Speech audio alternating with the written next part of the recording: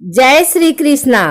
आइए सुनते हैं सुखसागर के 5वें स्कंद का 8वां, 9वां एवं 10वां अध्याय। जड़ भरत ने राजा रहुगुण को समझाया कि जीव समूह सुख रूपी धन में आसक्त होकर देश देशांतर में भ्रमण कर व्यापार करने वाले व्यापारी की तरह हैं। उसकी दृष्टि तामस, राजस और सात्विक भेद से विभिन्न प्रकार के कार्यों पर जाती है। वह संसार रूपी वन में पहुंच जाता है। वन में 6 प्रकार के लुटेरे हैं। ये जबरदस्ती माल को लूट लेते हैं। प्यास से व्याकुल होकर मृग तृष्णा की ओर भागता है तो कभी दावानल में घुसकर अग्नि से झुलस जाता है। वह बड़ी समुदाय जंगल में इधर उधर भ्रमण करता रहता है। कभी गंधर्व नगर में घुसकर दुखों को भुलाकर खुशियां मनाने लगता है। कभी वह अजगर या सर्पों का शिकार बनकर मुर्दे की तरह पड़ा रहता है। कभी विषैले जानवर काटने लगते हैं। कभी मधुमक्खियां चिपटकर नाक में दम कर देती हैं। बड़ी समूह आपस में विवाह संबंध बना लेते हैं। रास्ते में भांति भांति के दुख और धनक्षय उठाते उठाते मृतक की तरह हो जाते हैं। कुछ साथी मर जाते हैं तो नए मित्र बनाकर बंजारा समूह आगे बढ़ता है।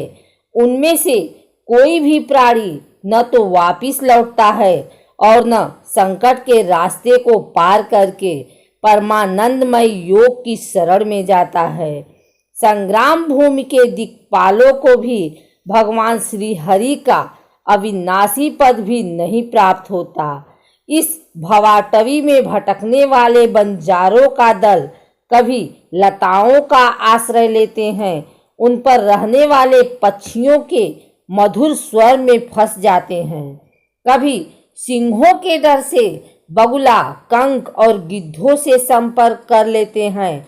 उन्हें भटकते भटकते अपने परम पुरुषार्थ का अंत तक ज्ञान नहीं हो पाता।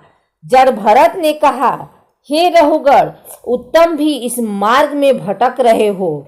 आगे से प्रजा को दंड देने के स्थान पर प्रजा के प्रेमी बनो।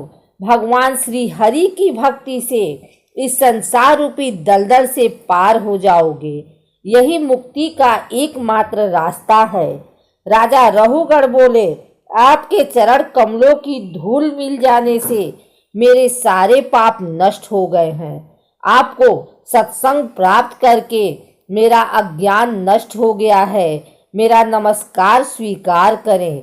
जड़ भरत जी ने श्री हरि में अनुरुक्त रहकर अपनी पत्नी, पुत्र, मित्र और राज्य आदि को युवा अवस्था में ही त्याग दिया था। उन्होंने लक्ष्मी को प्राप्त करने की लेस मात्र भी इच्छा नहीं रखी। उन्होंने अपना मन पूरी तरह से भगवान श्री हरि की भक्ति और उनके चरण कमलों में अर्पित कर दिया था। राजर्षि जड़ भरत के पवित्र गुणों और कर्मों की भक्त आज भी प्रशंसा करते हैं। 9वां अध्याय प्रारंभ। श्री सुखदेव जी ने बताया कि भरत के पुत्र का नाम सुमति था। उसके ऋषभ देव जी के मार्ग का अनुसरण किया। भरत जी की दूसरी पत्नी वृद्धसेना से देवताजित पुत्र उत्पन्न हुआ। देवाजित की पत्नी असुरी से देवधुम्न पुत्र उत्पन्न हुआ। देवधुम्न की पत्नी धेनुमति से परमेष्टि पुत्र उत्पन्न हुआ। परमेष्टि की पत्नी सुअर्चला से प्रतिहर्ता, पुस्तोता और उग्दाता नामक 3 पुत्र उत्पन्न हुए। प्रतिहर्ता की पत्नी स्तुति के गर्भ से अज और भूमा ने जन्म लिया। भूमा की पत्नी ऋषि कुल्या से प्रस्ताव और प्रस्ताव की पत्नी नियुत्सा से विभु ने जन्म लिया। विभु की पत्नी मति से पृथुसेन का जन्म हुआ। पृथुसेन की पत्नी आकृति से नक्त का जन्म हुआ। नक्त की पत्नी ध्रुति से उदार कीर्ति का जन्म हुआ उदार कीर्ति भगवान श्री हरि के अंश थे। महाराजा गए प्रजा का पालन पोषण बड़े लाड़ प्यार से करते थे। उन्होंने कई तरह के यज्ञों का अनुष्ठान किया। उनके यज्ञ में इंद्र अधिक सोमपान कर जाने से उन्मत्त हो गए। निश्चल भाव से समर्पित किए गए यज्ञ फल को भगवान ने साक्षात प्रकट होकर ग्रहण किया। महाराज गय की पत्नी जयंती के गर्भ से चित्ररथ, सुगति और अवरोध नामक 3 पुत्र उत्पन्न हुए। चित्ररथ की पत्नी ऊड़ा से सम्राट का जन्म हुआ। सम्राट की पत्नी उत्कला से मरीचि और मरीचि की पत्नी बिंदुमती से बिंदुमन, बिंदुमन की पत्नी सरधा से मधु, मधु की पत्नी सुमना से वीरव्रत और वीरव्रत की पत्नी भोजा से मंथु और प्रमंथु का जन्म हुआ। मंथु की पत्नी सत्य के गर्भ से भौहन और भौहन की पत्नी दूसरा के गर्भ से त्वष्टा का जन्म हुआ। त्वष्टा के विरोचना, विरोचना के विरज और विरज की पत्नी विसुचि के गर्भ से सतजित आदि 100 पुत्र और 1 कन्या का जन्म हुआ। विरज ने प्रियव्रत वंश को विभूषित किया। विरोचन को पुत्र बलि सूतल लोक में निवास करते हैं। 10वां अध्याय प्रारंभ। श्री सुखदेव जी ने बताया कि जब भगवान श्री हरि ने बलि की यज्ञशाला में त्रिलोकी नापने के लिए अपना पैर फैलाया तो उनके बाएं पैर के अंगूठे के नख से पृथ्वी का ऊपरी भाग फट गया। उस छिद्र से होकर जल की धारा निकली। धारा के श्री हरि के चरण कमल धोने से वह भगवत पदी नाम से पुकारी गई।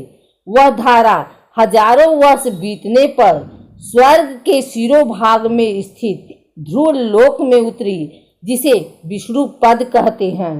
ध्रुव जी अपने कुल देवता का चरणोदक समझकर आज भी जल को सिर पर चढ़ाते हैं। वहां से वह गंगा जी करोड़ों विमानों से घिरे आकाश में होकर उतरती हैं। भगवान शंकर जी उनको अपनी जटा में उसके वेग को धारण कर पृथ्वी पर उतारते हैं। इसके बाद गंगा मेरु पर्वत के शिखर पर उतरकर ब्रह्मपुरी में गिरती हैं।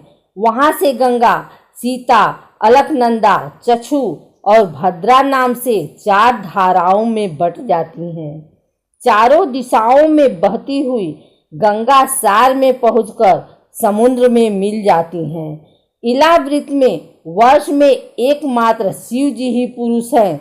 अगर वहां पर गलती से कोई चला जाता है तो पार्वती के श्राप से वह स्त्री रूप में परिवर्तित होकर पहुंचता है। भगवान शिव जी भगवान श्री कृष्ण, प्रद्युम्न, अनिरुद्ध और संकर्षण संज्ञक चतुर्विहु मूर्तियों में अपनी कारण रूपा संकर्षण की तमह प्रधान चौथी मूर्ति का ध्यान स्थित कर मनोन्मय विग्रह रूप में चिंतन करते हैं।